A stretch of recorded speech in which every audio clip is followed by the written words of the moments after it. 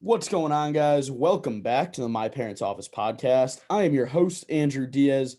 Today we got episode 124. It's going to be Brett and I. It's going to be a very heavily, I should say, a very heavy, not heavily, a very heavy college wrestling and wrestling in general podcast today.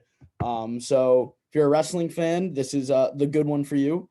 If you're not, maybe stick around, you'll learn some stuff, or just make sure you download it so we get the download on it and listen to about a minute of it so we get the listen for it, and then you can tune out after that. But Just listen. See, I recommend just listening.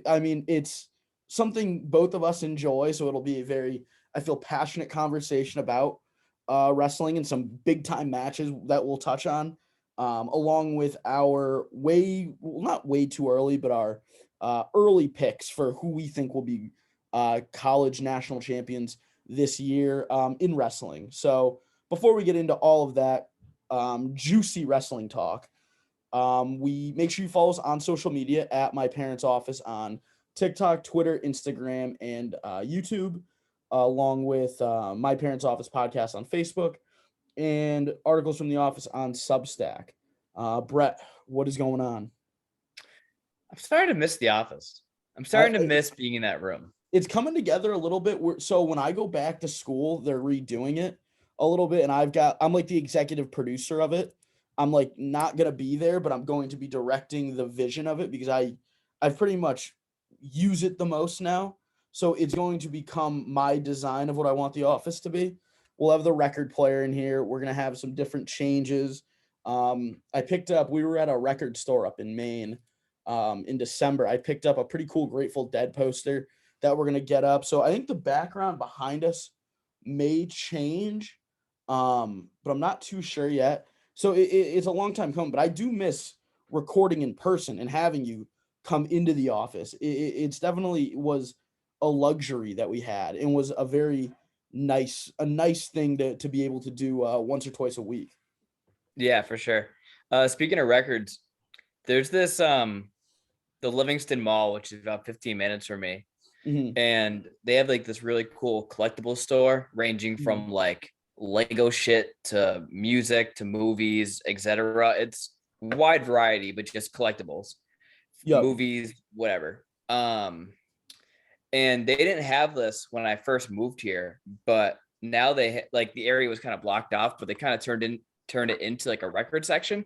Mm-hmm. So it's actually kind of better than like your local record store because I feel like record stores, like if something cool comes, it kind of gets snatched immediately because people go there for records. Mm-hmm. Like, so we went there. My girlfriend and I went there last weekend, and we picked up Double Fantasy, John Lennon, and Yoko. Nice.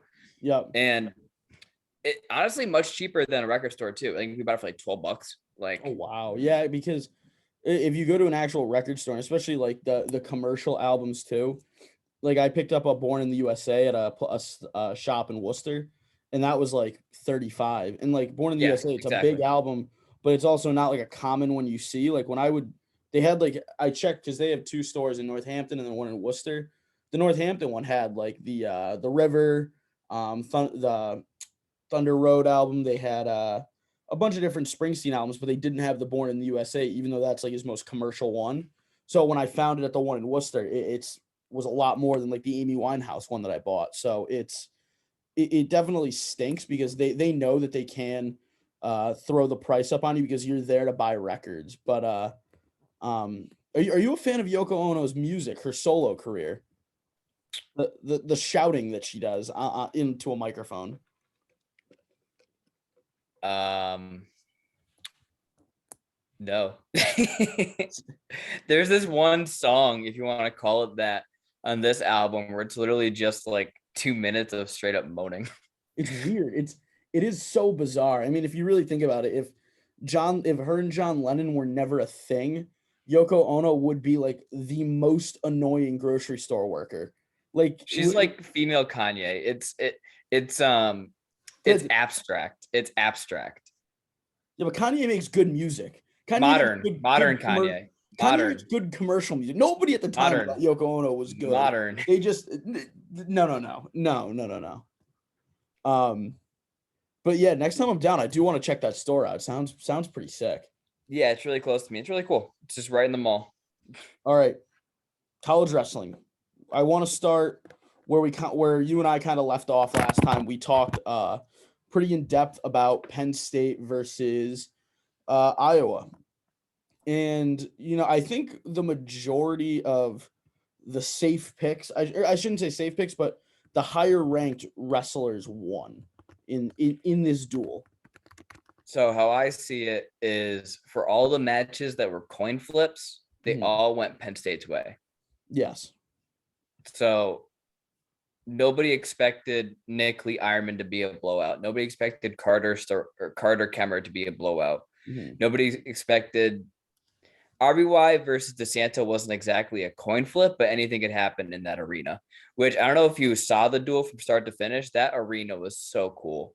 That's good for wrestling, just watching that. And I don't know if you saw, but that duel broke the Big Ten record for most live viewers.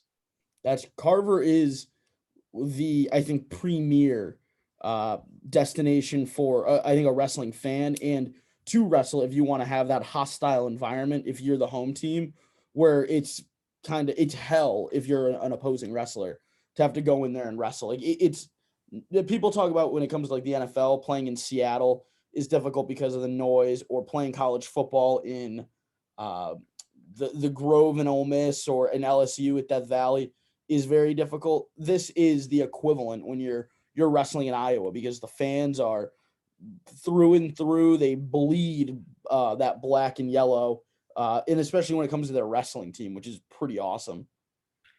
I mean, for something else that we're probably going to be talking about in a few minutes, this arena that's probably the second most, I don't know if hostile is the right word, but the second most lively compared to Carver is the Bryce Jordan Center at Penn State for Penn State, Ohio this weekend. I honestly think you can't go wrong with really any of the Big Ten ones in like that Midwest region. Ohio State has a really cool one. I think Wisconsin's a sneaky one. When it comes to like I'm thinking like fan atmosphere when you get that. Like sure. I don't think Maryland, like I'm not going to count Maryland in this. I don't think they're pulling a very electric city atmosphere into that arena. When maybe if they get a win, maybe. I mean, if they're basketball, like they're basketball and lacrosse, and really any other sport hits the back burner for them. And wrestling is usually the one that's the furthest back. I mean, for a team that has a 2-4 record this year, the Rutgers probably has one of the best atmospheres for college wrestling. So it's a bunch of guineas covered in pizza sauce there. Like they're just all angry for no reason. It's cool. It seems like a cool atmosphere, but it's a bunch of people in sweatsuits. Very weird range of people in New Jersey. A lot of rednecks and like Southern. It's weird. You could have moved to any other state, and you had to move to that shithole highway state. Got a girlfriend out of it. We're cool. Fair. So Penn State wins the duel 19-13. Penn State's going to keep that number one spot over Iowa. Because this would have just been, they would have probably flip-flopped here had Iowa pulled it out. Which they just flip-flopped the other week because of Spencer Lee dropping. Yeah. So at 125, you had Hildebrandt, number 7 Drew Hildebrandt wrestle against Jesse Ibarra. We didn't. I don't think we really talked about that last time because I'm pretty sure we expected Drake Ayala in there. We did. It had like the thing I was reading had like Ayala / Ibarra, and I think both of us assumed that it was going to be that Ibarra wasn't going to wrestle. Yeah. So Ayala, I believe, missed that whole weekend, and I think he's missing this weekend too. Like he's way beyond. Like he's much better than Ibarra. But he's injured right now or something not right with him. So he'll probably be back before Big Tens, but he's out for a little bit. But that would have been another coin flip match that maybe could have gone Penn State's way or maybe even could have helped Iowa win. But wasn't close. I'm pretty sure it was like a last minute major.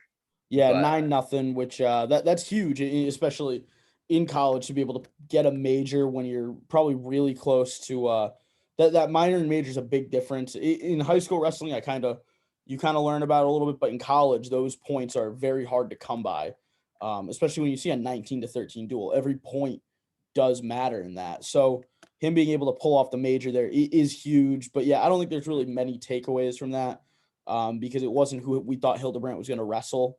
I mean, he did what he should do. He beat a guy that he is clearly better than in a match and didn't give up a point, which is pretty big. Yeah.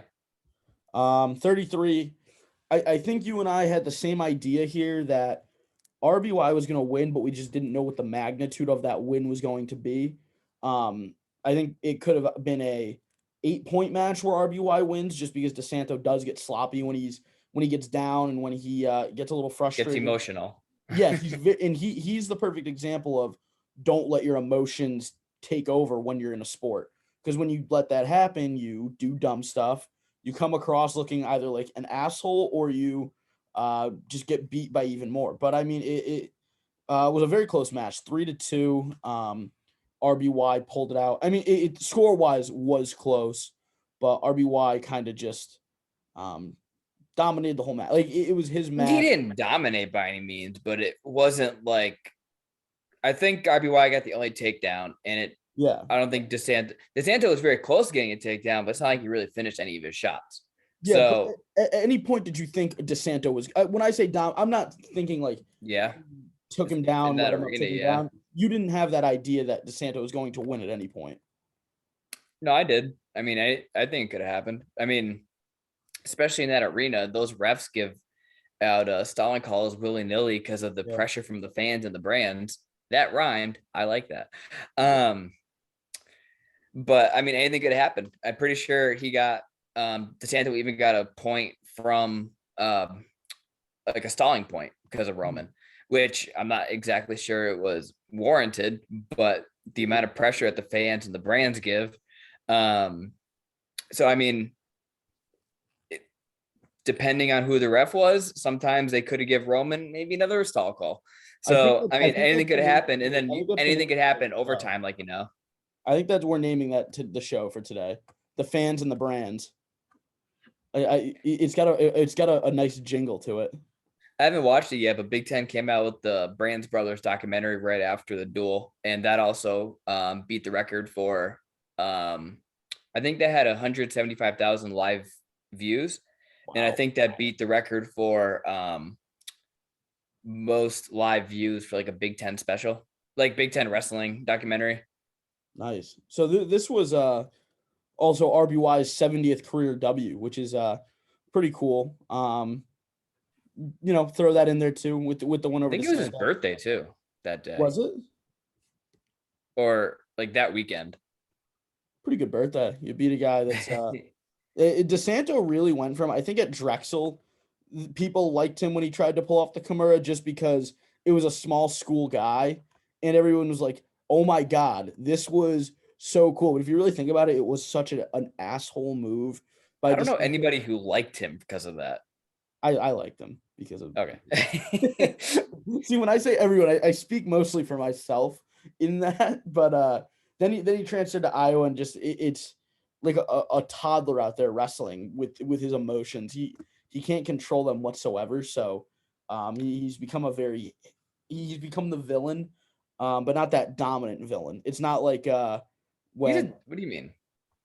If you think of like, I'm trying to think of the most recent. You mean like he's not like an asshole every single second of every duel? Like you mean like he's not a dominant evil? What do you mean? So when I say like the villain, I think a villain in a sport is a guy that people do not like, but he's good.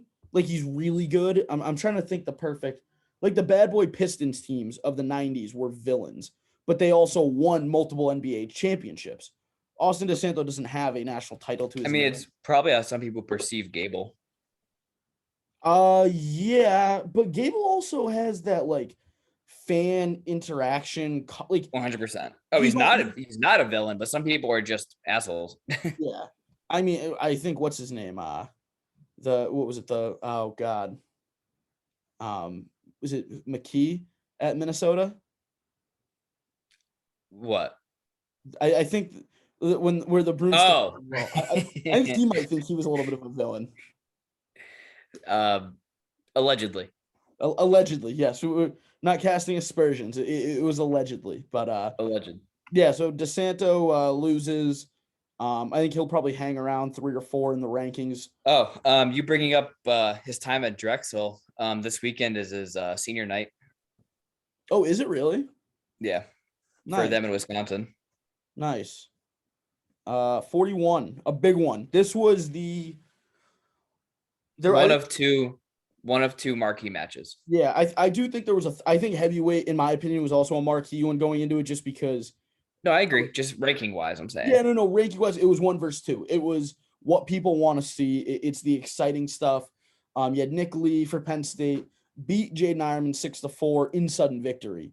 I mean, that place must have erupted in boos when Nick Lee takes him down in sudden victory.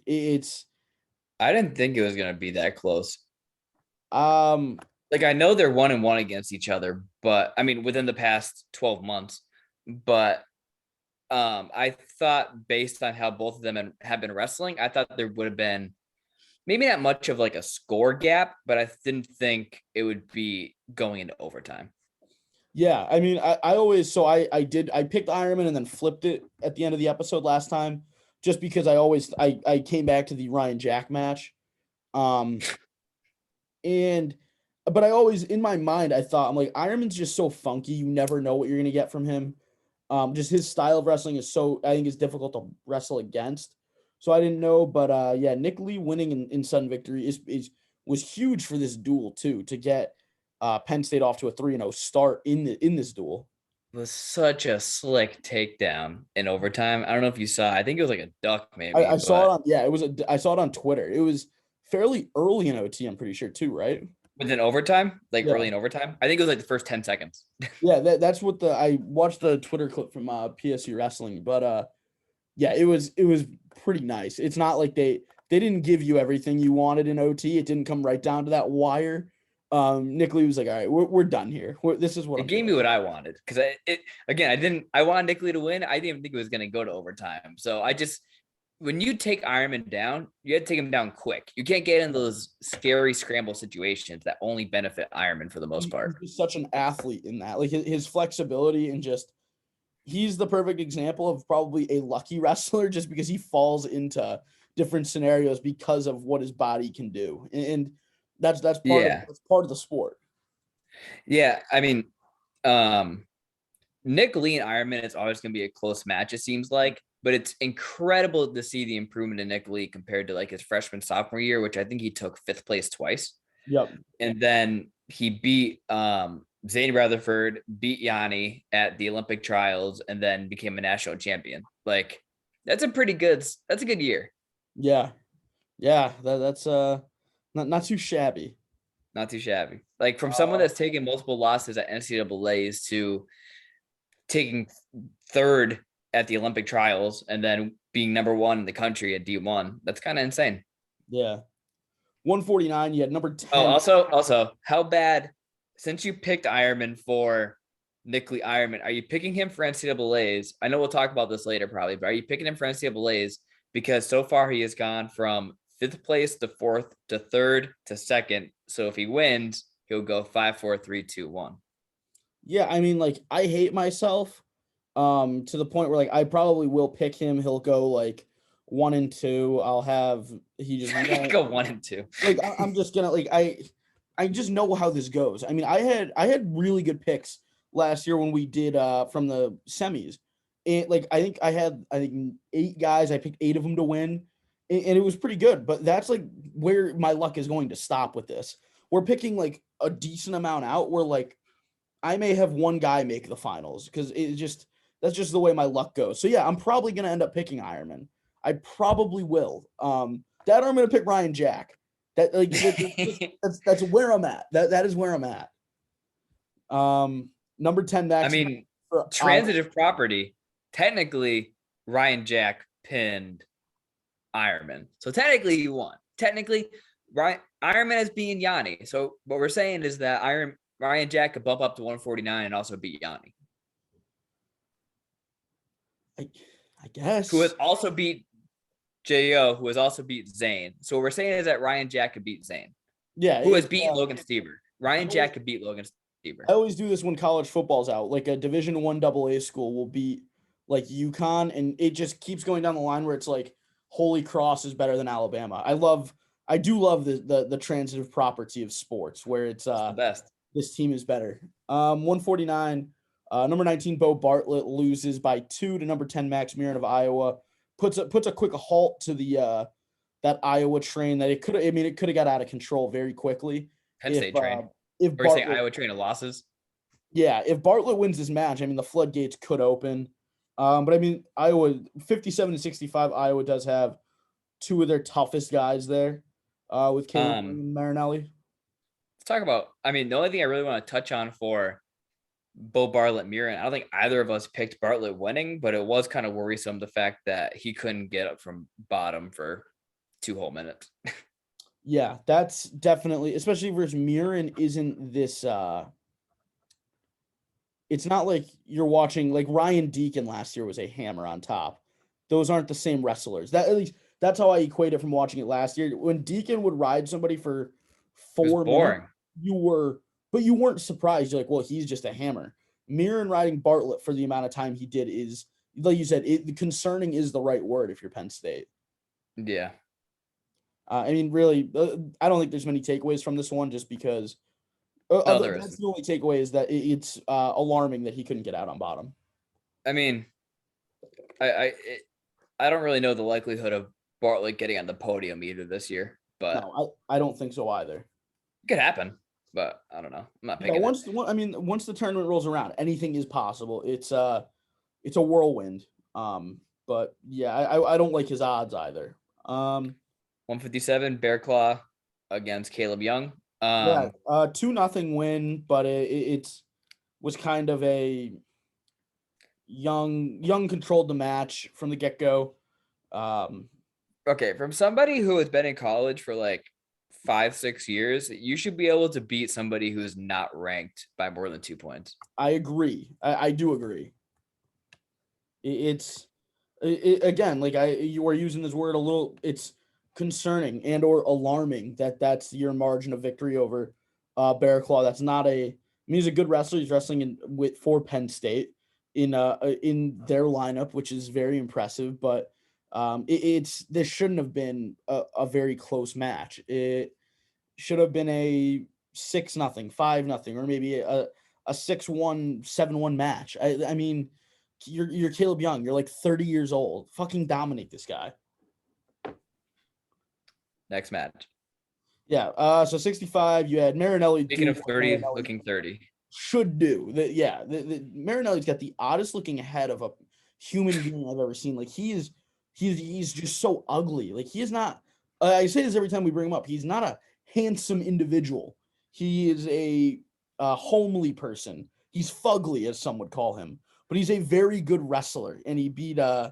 He's tough, and I would love to see him win a national championship this year. It just breaks my heart when I see him. Like 2 years last year was tough. Last year was tough watching him lose at NCAAs. It's more surprising that he has never won or that he has never made the finals. Made the finals. Yeah, I know. Someone who has beaten Chenzo twice. I don't know. Or he did have 2+ times. I don't know. He did have tough draws with guys like Chenzo and Aymar in his weight classes. Mackay, Shane Griffith. People who he's lost to are the ones that became the champs. But he's lost to Evan Wick. But regardless, like you said, someone who he doesn't take bad losses. And it's still extremely surprising that I do not find it likely he wins this year. The fact that he lost to Carson Cartwright, a freshman, which Cartwright's a hammer, but if Cartwright beat him, I'm pretty sure there's probably 3 other guys in that weight class that can beat him also. Yeah, Marinelli, including the champ that beat him last year. Yeah, Marinelli wanted to put Brady Burge back in retirement. He wanted to put him back into the coaching staff. Yeah, he beats him 10-2, gets the major decision there, which at this point of the duel was pretty vital for them. They ripped off 3 matches in a row, 3 wins in a row, which was pretty big. And then Penn State comes back with in a 1-2 match. Number 2 Kemmerer at 174 wrestling against number 1 Carter Starocki, 2-1 in the tiebreaker. Double tiebreaker. Yeah.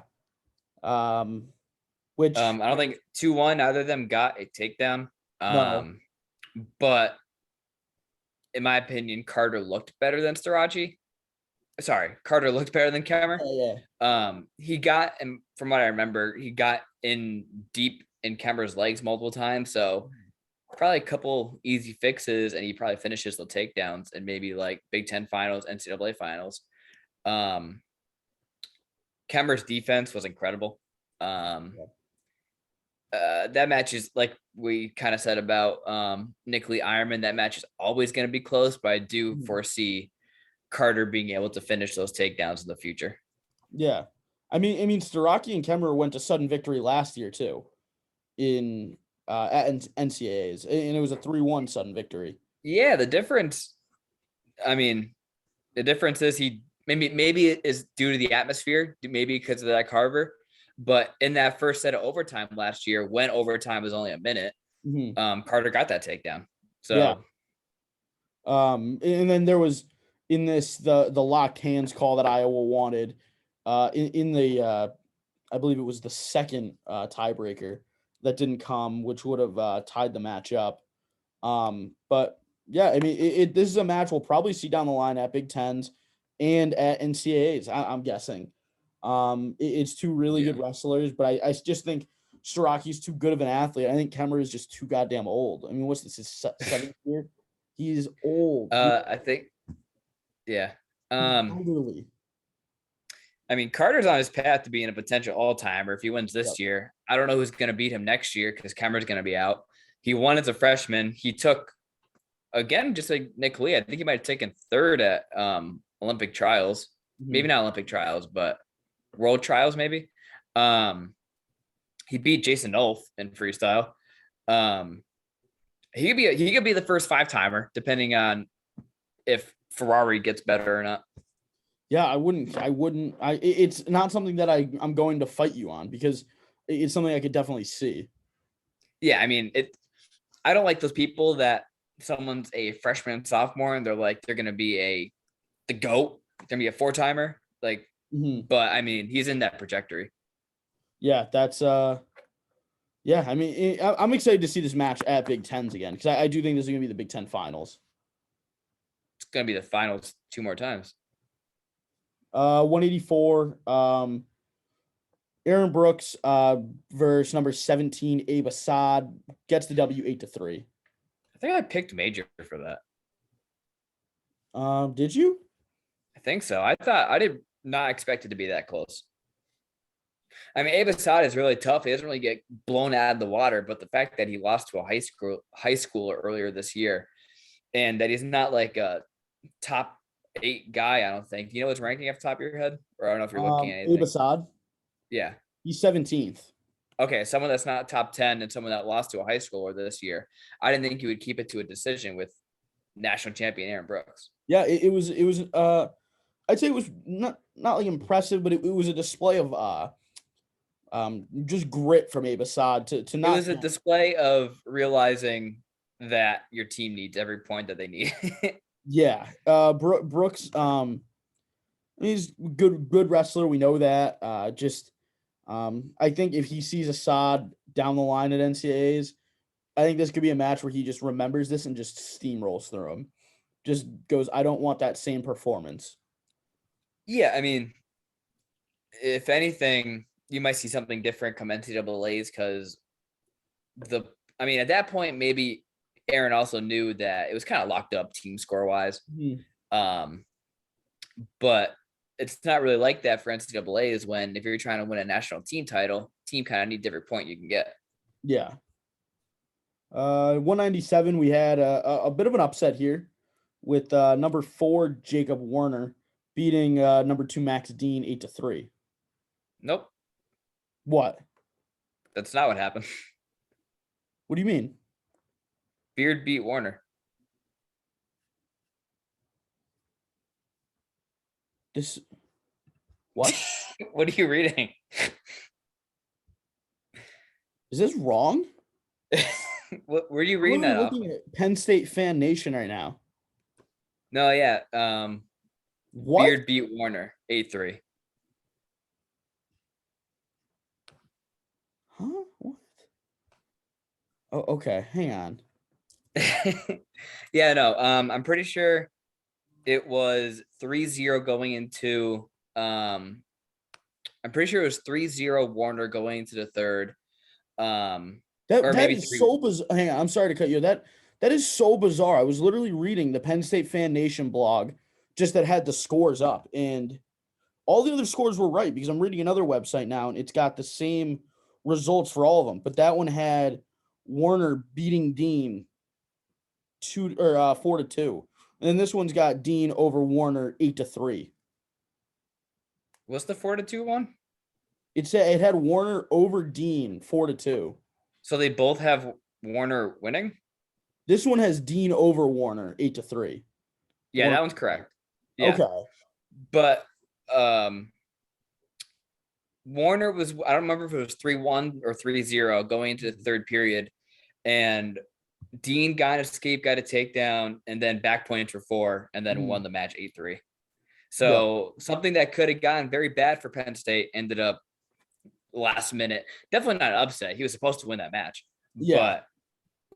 But almost shit the bed on that one. And then, I mean, that was definitely one of the bigger matches of the duel.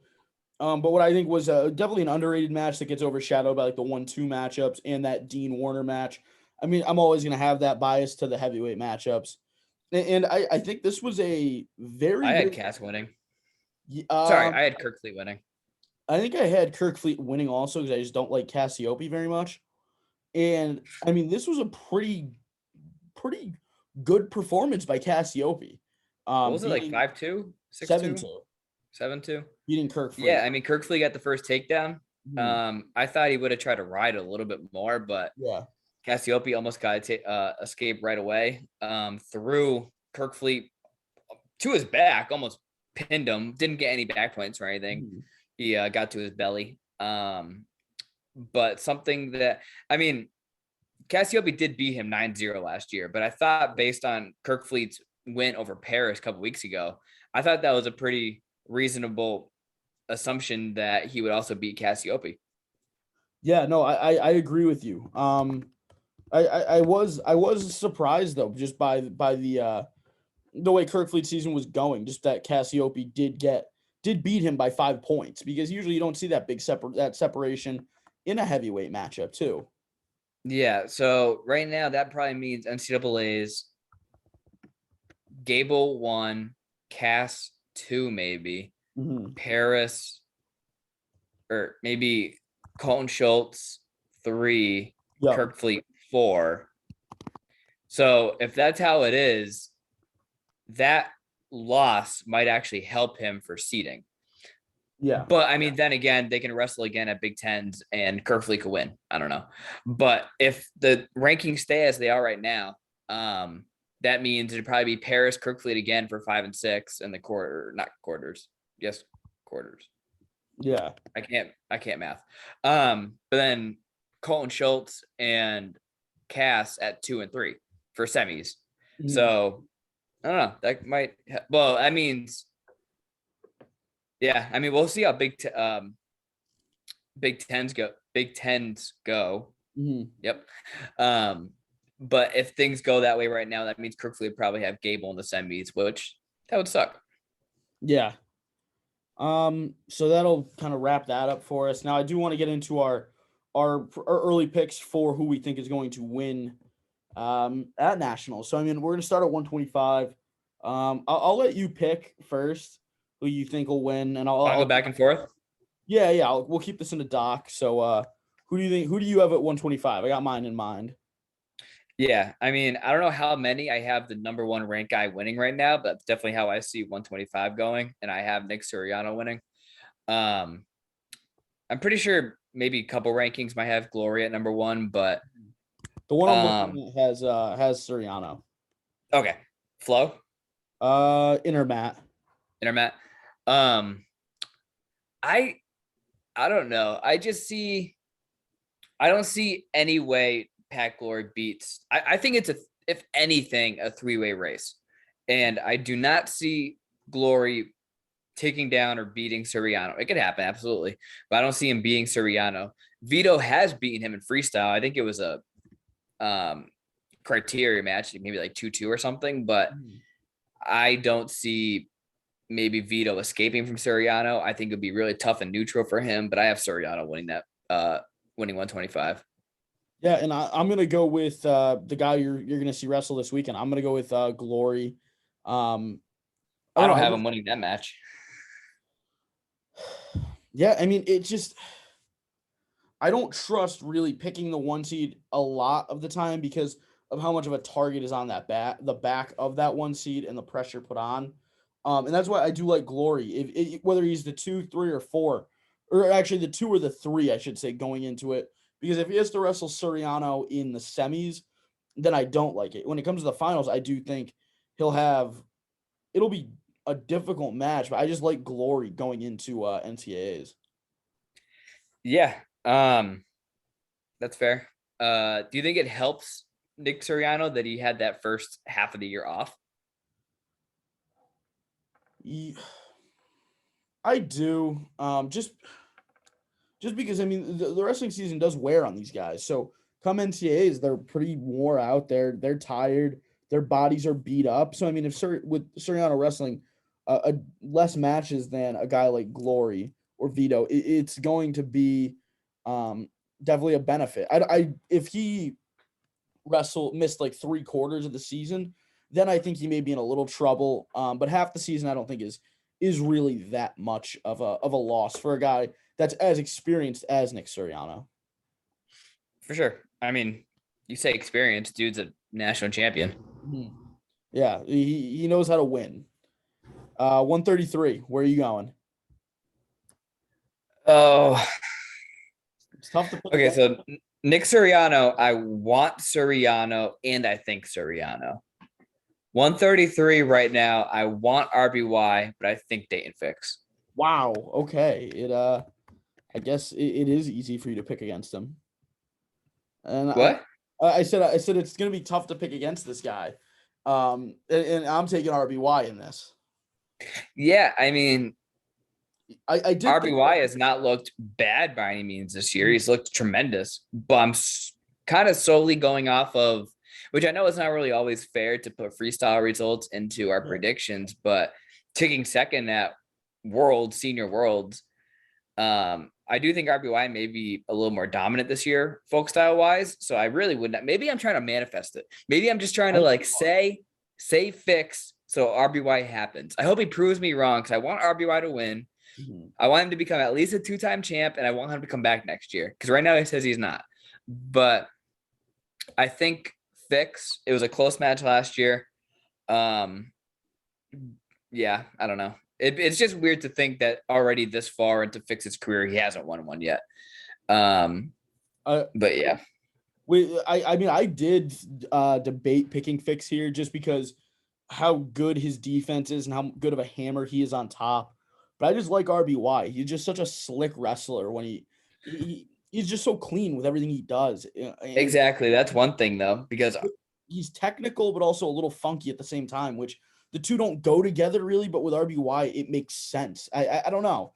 But Fix, I mean, if Fix wins, I'm not going to be shocked. I'm not saying like I'm locking RBY in. There is buffer where I think Fix could win, but I want RBY to win. RBY wins in a finals against Dayton Fix. But I mean, like I said, Fix is a hammer. He is a very, very strong wrestler.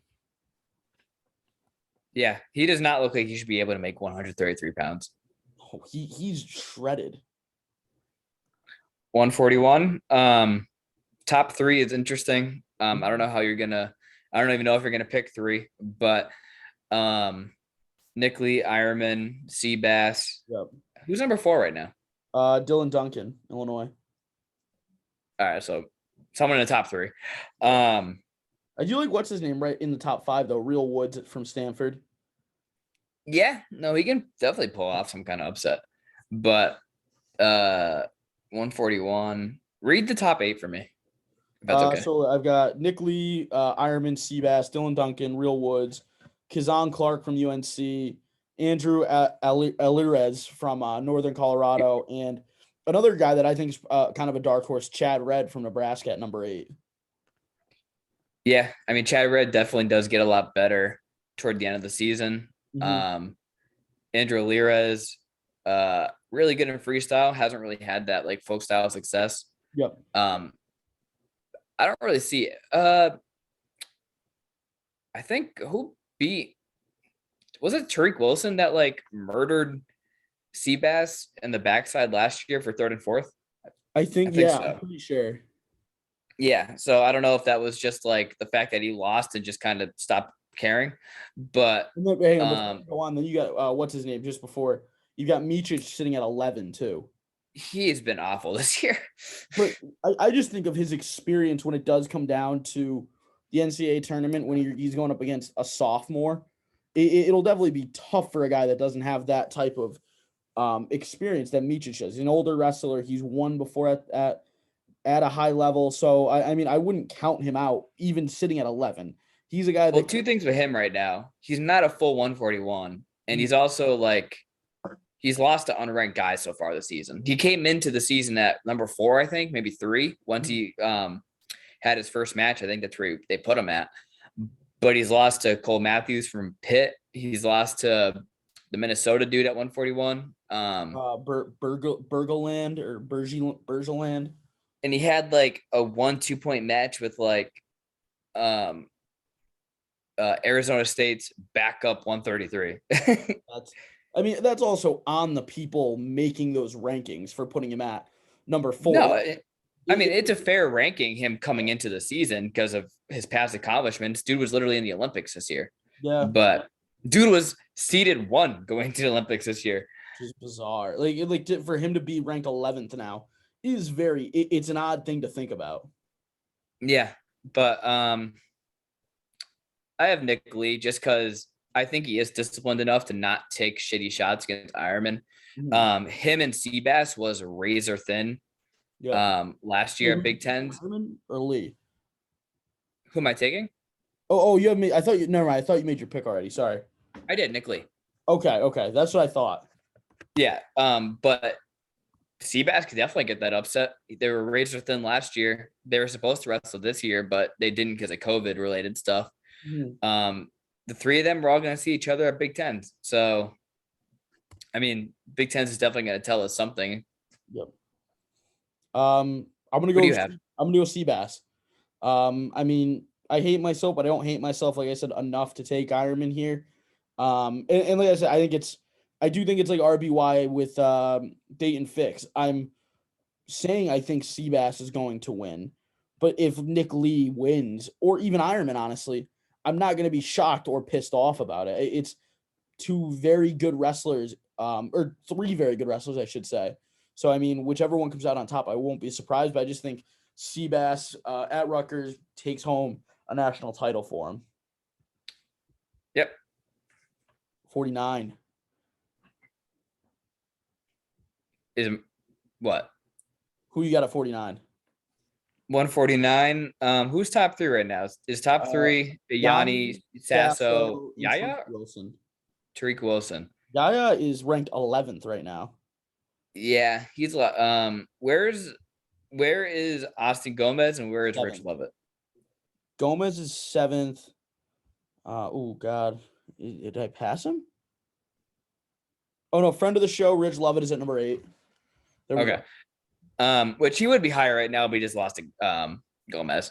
Yeah. But I mean, it is weird to see Gomez ranked 7th after he retired for having concussions. Like, you don't usually, that is not an injury you unretire from.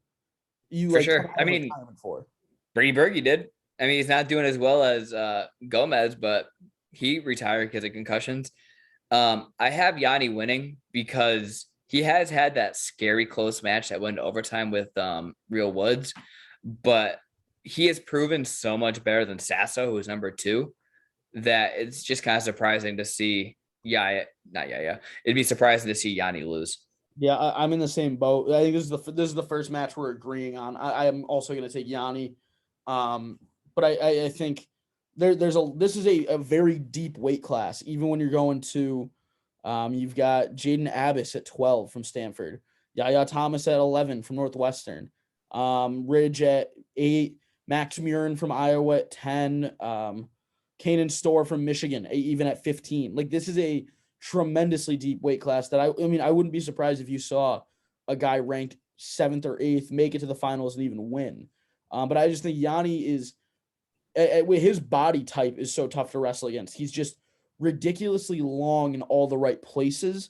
For a wrestler, his arms are super long, and he's just very good when it comes to scrambling. So I'm gonna have to go with Yanni as my pick at 49. But I wouldn't be surprised to see really anybody else come out of this weight class.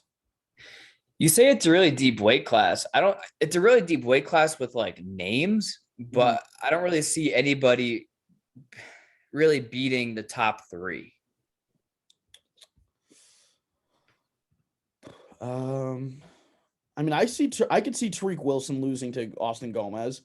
I could see top 2 then. Like top 2. There's a lot of big names, but it's hard to see like a Murin beating a Sasso.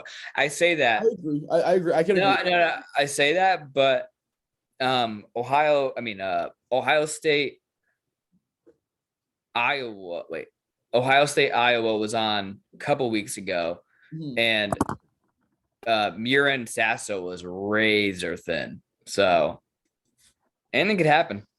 Yeah. So I mean, it's even like we're skipping over the 4 through 6 because it's you've got Milner from App State. I mean, I think he'll drop in the rankings a little bit just because of competition. And then you've got Heil at Campbell and Andonia from Virginia Tech. So I do think this will be a very interesting weight class to watch at NCAAs, because you could see the Wilson at 3 go down pretty early and then battle back and still take 3rd, but it'll squash his title chances. Just kill the bug. Sorry about that. All good. Both of us agree with that. 157. I'll go first on this one. I think we're gonna have different guesses for this.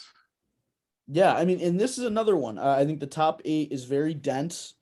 And even some guys outside of that, with a guy like Wyatt Sheets at 18, made a lot of noise last year. He wasn't even supposed to be in the tournament. I know, and he places.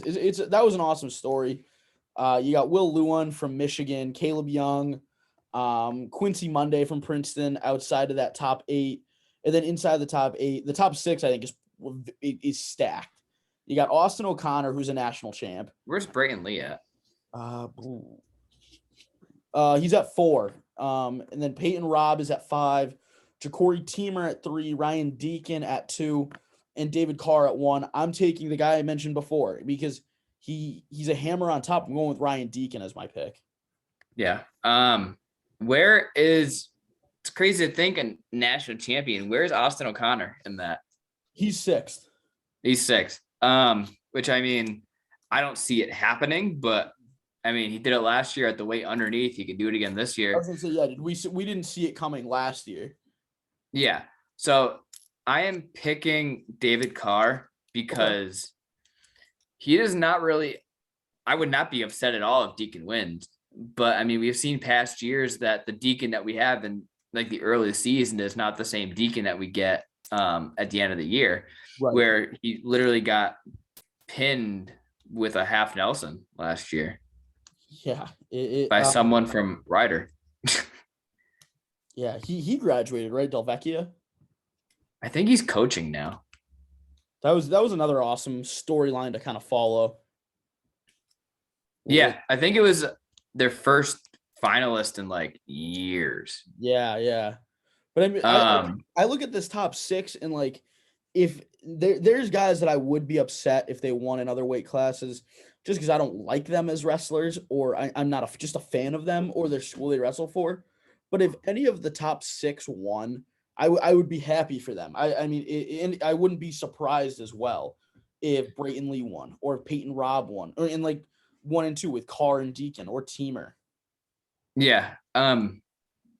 I think compared to the other weight classes, which I know I just said that Yanni had that overtime match with Lovett, but I don't know many people who really had Lovett winning that.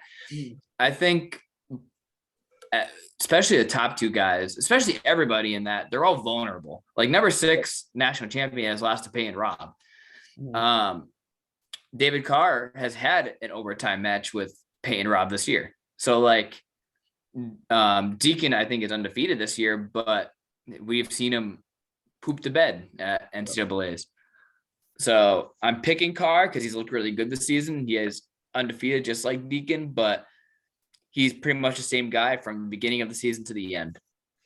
Yeah. 65. I'll also this is the deepest way in my opinion. Yeah. I'd say so. But who's number 1 right now?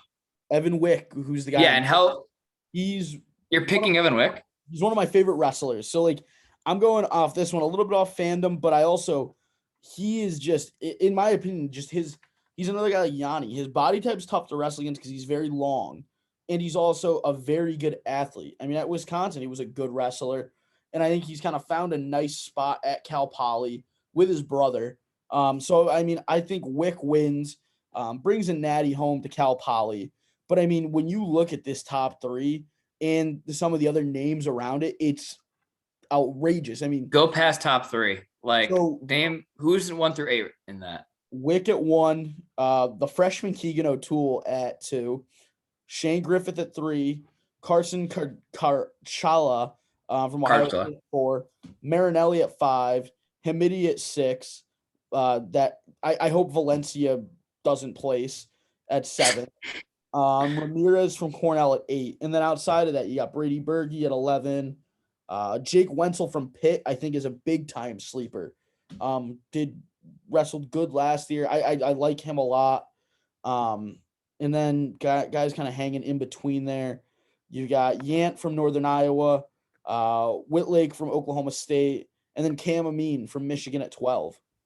Who was an All-American last year. Yeah. I think Wick has 1 win over Marinelli. And Marinelli has won the rest. How surprised would you be if Marinelli beat Wick? Not shocked, but I think he's not shocked at all. I think it's the only weight class where you could actually see like a number 5 like being maybe the favorite against the number 1. Like definitely. That weight class. What? I said definitely. I mean, that's one, like you said, if Marinelli goes into a match versus Keegan O'Toole or Evan Wick, you almost depending on how the day is going and how the tournament's been going, you could very definitively pick Marinelli. Does it say DJ Hamidi's grade? Is he a freshman? He's a freshman, right? Who? Hamidi, number 6. Oh, he's a freshman. Yeah. Yeah, he's a freshman who's undefeated and close to all bonus. So someone who's number 6 right now, you're going to see that at number 6. We'll see exactly where he is this weekend. He's facing Marinelli, but I picked him last year. I'm gonna pick Keegan again, but we'll see. Looking at the record too of these top 7 guys, can I say one thing? Yep. Wick, Keegan, Hamidi, 3 out of the 6 are undefeated. Yeah, so you've got Wick 12-0, O'Toole 14-0, Griffith 11-2, Karchala 17-1, Marinelli 15-1, Hamidi 17-0, and Valencia 14-1, and then even Ramirez from Cornell is 16-4. Yeah, and Valencia's only loss was Wick, so he got majored, but I do think it's a competition thing out in the Pac-12 where the Pac-12 doesn't wrestle the top competition. It's not I don't think one of the top 2 or 3 conferences in when it comes to wrestling. I'd put it maybe even 4th or 5th competition wise. But Evan Wick is doing what he should be doing to guys out there.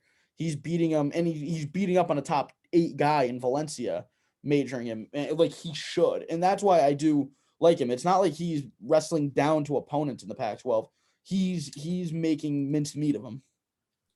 I know that you like sleeper schools or like schools that aren't as popular getting a national champion. But do you want am that for excited Cal to- Poly with non-friend of the program, Bernie Truax, being in there? Bernie Truax is an enemy. I wouldn't even call him not a friend of the program. He's like, is he the worst person alive? Like Ever or like today? alive currently. I mean, All right. If you said ever, I was gonna say it's like a solid. It's like 50-50 between him and Hitler, but is Kim Jong-un worse than Bernie Truax? it's tough. It's a tough one. I mean, he told me he had to put together a fucking youth camp. That's why he couldn't come on the show. How tough is it to put on a youth camp in the summer? It takes 25 hours a day to do. Don't you I know was that? working in a butcher shop, and then I'd come home and tape episodes. Sit down with me for 20 minutes, Bernie Truax, and this wouldn't happen. We wouldn't You're be asking for to the dictator of North Korea, Bernie Truax. You're asking for a lot. That's a very good point. I really like Evan Wick. He's one of my favorite, and this is another tough one because two of my favorite wrestlers of this year are in the same weight class and of last year with Griffith and Wick. Who besides Wick? Griffith? Oh yeah. I mean, the story behind that, I could honestly see Griffith though being a guy that ends up not disappointing, but not Being a one-timer. I do think that the hype around him might kill him. Sure. I mean, Marinelli was definitely by far the best last year going to NCAAs. Yep. And he Griffith definitely got a good amount of hype, both beating him, winning nationals, and the whole Stanford getting rid of wrestling thing. Yep. Yeah. I mean, I would love for 4 of these guys to win. Like you said, I want Keegan to win. He is close to all bonus as well. There's a lot of hammers that weight class. There's so many matches that haven't happened yet either. There's literally one person I just don't want to win, and it's Valencia. Yeah. I mean, you don't have to worry about that probably. Who is your pick? Have we gotten your pick yet? I said it like 3 times. I said Keegan. Oh. I was waiting this whole time. I'm like, when is he going to give the pick? I think it was like the first sentence I said. You're probably right. 74. You want to take this one? 174. I think every weight class I've started so far, I've said the same exact thing. And just like 149, just like 141, I see 2 guys and nobody else beating those 2 guys. I think it's a 2-man race between Carter and Kemmer. And I think it's like I said when we were talking about the Iowa Penn State duel, the match is going to be close every single time. But I mean, one of them is 2-0 against each other, or one is 2-0 against the other, and I'm going to have to pick Carter. And I think at the end of the year, it's going to be 4-0. I'm surprised you're putting Kemmer as a guy that you don't think will get beat by an outside guy, with guys like Labriola, Hilde, Heidley. Oh, I forgot about Heidley. Logan Massa. Like, I think this is Mackay. I forgot he's in there. It's a very top-heavy weight class, I think. I mean, I do. Well, I forget some of those because Mackay and Heidley, who are I think both undefeated right now. Yeah, they weren't in those weight classes. Freaking Heidley bumped up 2 weight classes, come from 157. Mackay has been at 165 prior to this year. So I forget about those guys. I still pick. I agree with you. I definitely see a Heidley or Mackay beating a Kemmer. I forgot about both of them. But I still see Carter coming out on top. I'm gonna take Mackay Lewis. This is a guy that has won a national championship prior. He has experience. And he's a gritty wrestler. He's very good on top, good defensive wrestler as well. So I think him against Starocci would be a very interesting matchup. It would be a fun one. And I just think he's a strong wrestler. It's going to be very tough, I think, for Starocci. You say that, but he was strong at 65. I think Carter's way too big for Mackay right now. No, you're not. You're not talking me out of this. Not doing it. I mean, Mackay has had much closer matches than Carter, except for his match with Kemmer, which we haven't seen Kemmer and Mackay. within the past year, I think Carter has had a better win than Mackay with Jason Nolf. I don't know. I see Carter, and I don't know. I think he's really good. Yeah. 84. Aaron Brooks. Yeah, Aaron Brooks. You got Miles Amin, which that was a really close match. You got the communist Bernie Truax at 5. Taylor Who's Vance, 3 and 4? last guy I think could be a sneaky guy at number 9. But I'm gonna go Aaron Brooks. Just wait, who's 3 and 4 and who's 9? Brooks at 1, Amin at 2, Hidley at 3, Kexian from Northern Iowa at 4, Truax at 5, Romero at 6, Poznansky at 7, Marcus Coleman at 8, and Taylor Venz at 9. Venz is not a sleeper. He's not gonna. No, I think 1 through is Parker 4. You're gonna make me pick Taylor Venz. Then if you want to lose, that's okay. Parker is at 4. 1 through 4 kind of have a pretty solid chance of winning. Aaron Brooks obviously has the biggest chance beating all 3 of them, but I mean, he has had extremely close matches with all of them. I mean, the thing is, he's won all of them, but I would love to see Hidley, and we almost saw it at the National Duels thing. I would love to see Hidley and actually, no, they weren't there. I would love to see Hidley and Amin and Kekheisen. Yeah, he's really good. He had I think his match with Aaron Brooks went to overtime, or if not, was tied going to the 3rd. Aaron Brooks, I think, got the only takedown. But only 1 takedown. Hidley and Brooks was extremely close in the finals last year. You definitely remember that. Yep. But I mean, I know I can keep saying that he's had extremely close matches with everyone, but there's only one person that has won all of them, which is Aaron Brooks. Is that your pick? Yep. Yeah. So this is the second one you and I agree on. Which, like you said, when you keep coming back to that common denominator that he has won all of those close matches, he has not dropped one of those. It's tough to pick against the guy. So I do like Aaron Brooks at 184.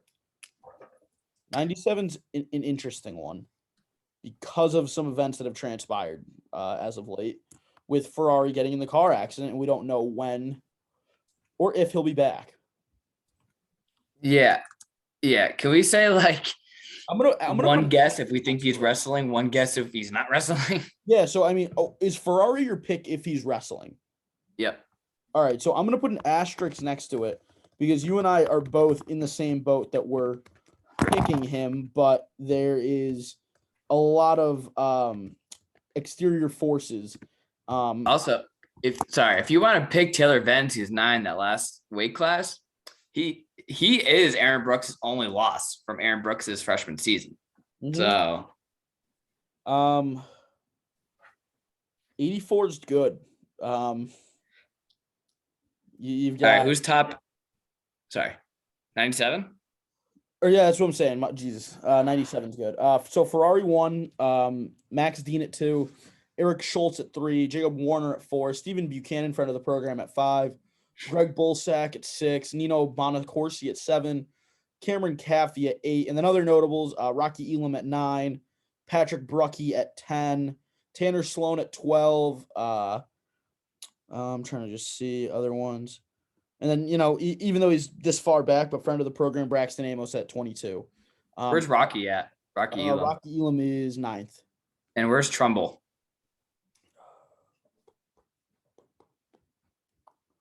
Isaac Trumbull is at 20. All right. I mean, we're looking at rankings right now, but this is probably the only weight class where those rankings are probably the most deceiving. Which number 20 has beaten. Where's Rocky? 11? 9. Yeah. Okay. Number 20, Trumbull has beaten number 9, Rocky. Number 8, Cam Caffey has beaten number 2, Max Dean this season, 2 weeks ago. With Ferrari out, this is probably the most wide open weight class. Yeah, I'm going to go with Dean as my pick if Ferrari isn't wrestling, just because of his win this past weekend against Warner. I just I do like a guy like Stephen Buchanan because he wrestled Ferrari very tough in the Big 12 finals last year, but I just don't think I don't think he's really They strong enough. wrestled this year and Ferrari won. Yeah, Like, I just don't think he's strong enough to wrestle a guy like Max Dean competitively or Ferrari competitively again. I do like Rocky Elam a lot though too. But like you do yeah, bring up the loss to Isaac Trumbull, which is I shouldn't say alarming, but it's just a flag that you notice and got to kind of account for. I don't think it's a flag. I think Trumbull is very capable of winning matches in that top 8. He just has, on top of good losses, on top of good wins, he takes bad losses. Mm-hmm. Yeah. I think this is the third we agree with, and I Everyone feel agrees? the least comfortable with. I'm gonna look again. Hold on. Can you read top 8, top 6? Ferrari, Max Dean, Eric Schultz, Jacob Warner, Stevie Buchanan, Greg Bolsack, and then Bonacorsi and Cam Caffey. Okay. Bullstick's having a really good season too. Yeah. I shouldn't say surprising, but it's it's a nice little thing to see. It is a surprise. I'm picking Warner, actually. Really? Yeah. Wow. Okay. I mean, the loss to Max Dean by Cam Caffey right now isn't a great loss because freaking their backup Michael Beard has beaten Cam Caffey this year. Yeah. Who Michael Beard's an All-American, but he's not their starter. But I don't know. Warner has looked not great at all this season. I think his only loss is Beard, right? Or is Dean, right? Yeah. I don't know. If Ferrari's in, I'm picking Ferrari. Yeah. Just because I'm picking, even if Ferrari's out, I'm 5% confident that Warner wins, but he takes less random losses than the others, in my opinion. Yeah. Do we have to do this one? I mean, it's no. If you not as clear cut as it gets. Gable versus Field. We both think that Kirkfleet is going to win the national championship. There's no one else standing in Kirkfleet's way. You say that Colin Schultz undefeated this year. I mean, I honestly think Gable would fucking beat the living shit out of Colton Schultz. Like, has that happened yet? I just think Colton Schultz is a bit of a baby, like wrestler. He's not gonna win. He's not gonna place top 4. Maybe he probably take 4th, but I mean, the top 4 right now is Gable, Schultz, Paris, and Cassiope. I don't think he beats Paris, and I don't think we almost saw it. Or I don't think he beats Kirkfleet. Honestly, he could beat Kirkfleet. I see a 5th place finish for the guy at number 2 right now. Listen, Colton and Kirkfleet is going to be a very boring neutral match. Yes, in my opinion. And then I think Colton Schultz is probably way too heavy for somebody who's not great on bottom. Mm-hmm. So, yeah, I don't know. He can get that win. We almost saw it almost happened at National Duels, but Colton sat out in that match. We almost saw Colin Schultz, Mason Paris, but then COVID said no. But I think I like how we're just talking about who can place 2 through 5th. Yeah. So we both got Gable. I'll go over the picks real quick. 125, you picked Soriano. I picked Glory. 33, you picked Fix. I picked RBY. 41, you picked Lee. I picked Seabass. 49, we both picked Yanni Diakomahalis. 157, you took Carr. I took Deacon. 65, you had O'Toole. I had Wick. 74, you had Staraki. I had Lewis. 80, and then so the rest pretty much we agree on. 84, we both have Brooks. 97, if Ferrari wrestles, we both have Ferrari, but if he doesn't, you have Warner. I have Dean. And 285, we both have Gable. 165 is so fun. It's going to be entertaining. That like it's like the Masters cam. When the Masters on with the Masters app, you can pretty much go hold a hole or just follow certain golfers. If there was a cam for that where I could just follow 165, I would do that because of just how deep and entertaining that weight class is going to be. Because honestly, I think there could be a possibility both the guys we pick lose in like the third round, where 100%. and that's fun. Like it's what's nice about wrestling is unless you're like a diehard fan of a guy, really their parent, you do enjoy seeing upsets sometimes, like a lot of the time. And even with these picks, I would be excited to see upsets of number one guys.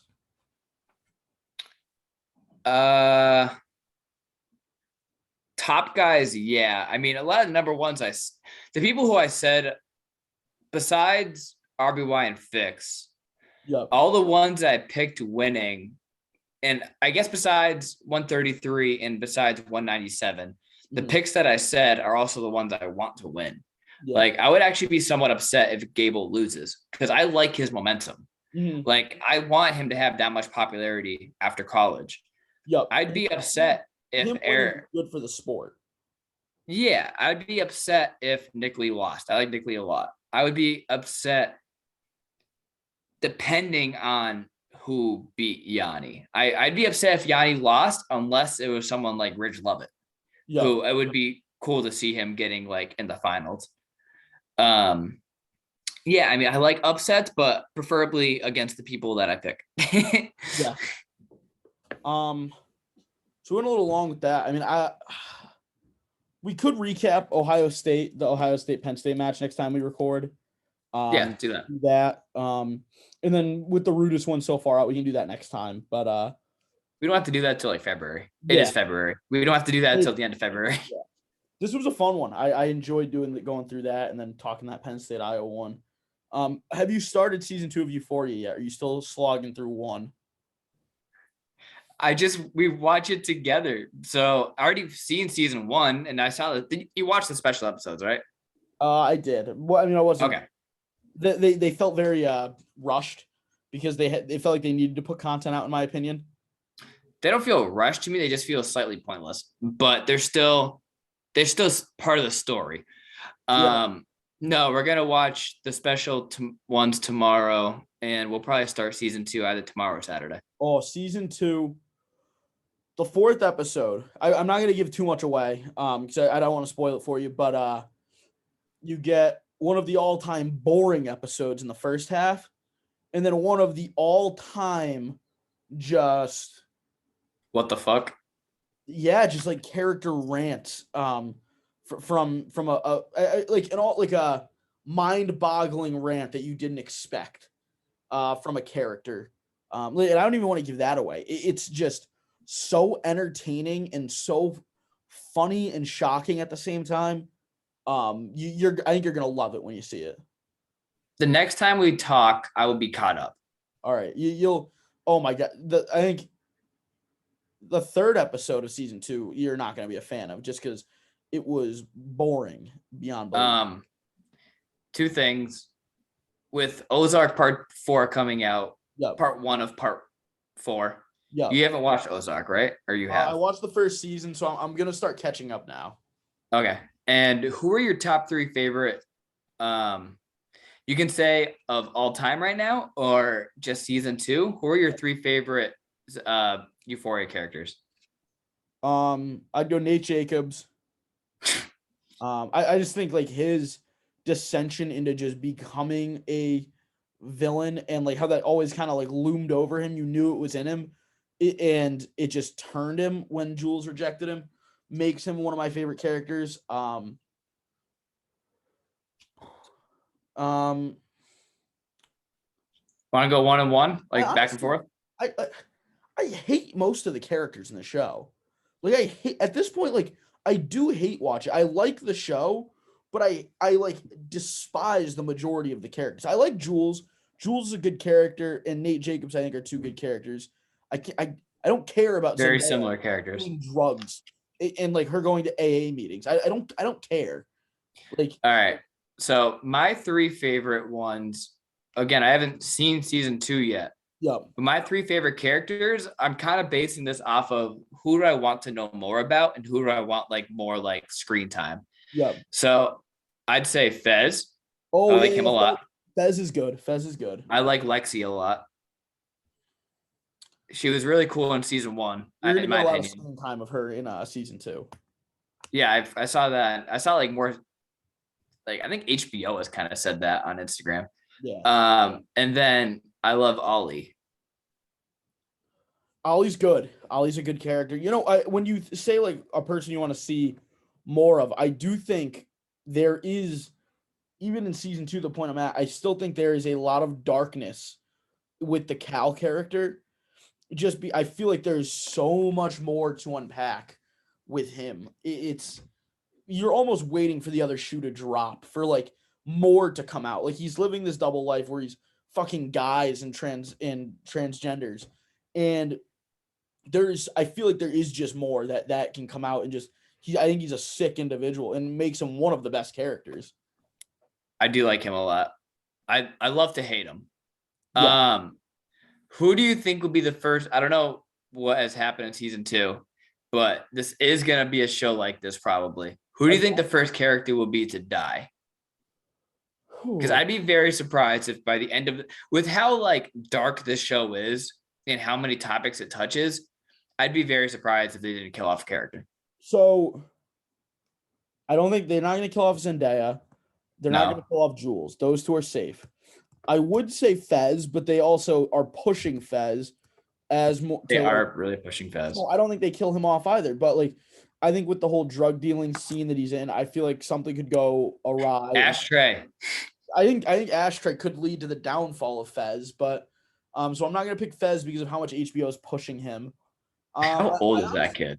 I think it's going to be one of the girls. I think I could honestly see Maddie or Cassie, something happening to one of them. Yeah. Ashtray is only 15 right now. He looks like he's like he looks 10. 10. I was just saying 10 or 11 in the show, and he's walking around toting a pistol or grabbing shotguns and like dealing drugs in the store. I'm like, this is ridiculous. It's tremendous. Yeah, but yeah, I mean, I hate Zendaya in this because she's just like this. I don't like the storyline with her. It doesn't. We understand she's on drugs. Like we get it. We get it. She's an addict, and she's. I said this to Zoe that I think the only reason people like her character is because she's played by Zendaya. If it was literally played by anybody else, if you picked anybody unknown. Yeah, I'm saying if you picked unknown name, like honestly, the person that plays like Lexi is a relatively unknown actor. She's known for Euphoria. If you threw her in the Zendaya role and made her this strung out 17-year-old crack addict or coke addict, then people are going to hate her. With Zendaya, Zendaya has a very big fan base before Euphoria and since. Well, yeah. So it's I hate her. I hate her in the show. She doesn't get any more likable either, in my opinion. Can't wait. Anything else from you? I got nothing. That's it. So yeah. Next time we'll talk about the Princeton Cornell duel also. Yeah, next time Brett and I record, we'll do Princeton Cornell, Ohio State, Penn State, maybe the Rudis match. If we have time, we'll get to that. That's not till March. That'll be down the line. You'll hear about that end of February, beginning of March. But yeah, thank you for listening to episode 124 of the My Parents Office podcast. Stay tuned for more episodes and interviews we'll be releasing. And yeah, thank you guys for listening.